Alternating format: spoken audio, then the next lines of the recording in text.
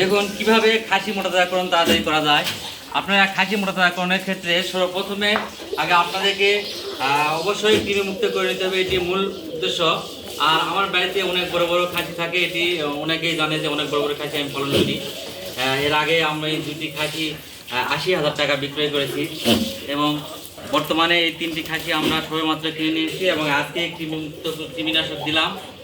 পাশাপাশি এই ছাগলগুলোকে আমার এখানে খাবার খরচ কমাতে পাশাপাশি আমার বাড়িতে এখানে ঘাসের আবাদ কম, সেক্ষেত্রে আমি নেপিয়ার ঘাসের পাশাপাশি আমি ছাগলকে খড় খাওয়াই। দেখুন এখানে কিভাবে এই ছাগলগুলি খড় খাচ্ছে।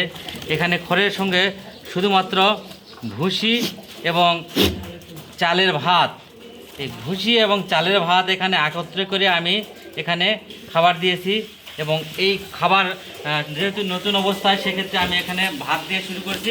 পরবর্তীতে এই খড়গুলো খাওয়া শেখার পরে আমি পরবর্তীতে এই খড়গুলিকে আমি মোলাসেস তৈরি করে খাওয়াবো।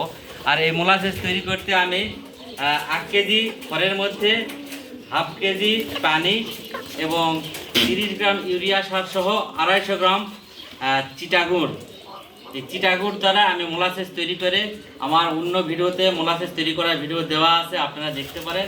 এইভাবে আমি এই ছাগলগুলিকে খাওয়ায়ে কম খরচে কম সময়ে তাড়াতাড়ি মোটাতাজাকরণ করতে পারি। সেক্ষেত্রে আমার দেখা যায় যে প্রত্যেক বছর অর্থাৎ 8-9 মাস পর্যন্ত আমি একটি করে খাসি 13,000 টাকা করে কিনেছিলাম। গত যে 2-3টি খাসি বিক্রয় করেছি, তো 2টি খাসি আমার 13,000 টাকা করে কিনা ছিল।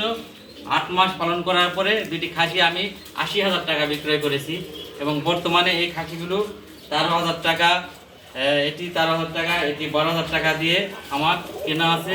তো এই যে সবেমাত্র খড় খাওয়াইতে আমি শুরু করে দিয়েছি ইনশাল্লাহ। আর 2-4 দিন পরে আমি এই খড় খাওয়া শেখার পরে আমি মোলাসেস তৈরি করে খাওয়াবো। তো এইভাবে আপনারা বাড়িতে যাদের খড় খাওয়াতে ইচ্ছুক তারা এইভাবে খড় খাওয়ানো শিখাইতে পারেন ছাগলকে। ধন্যবাদ।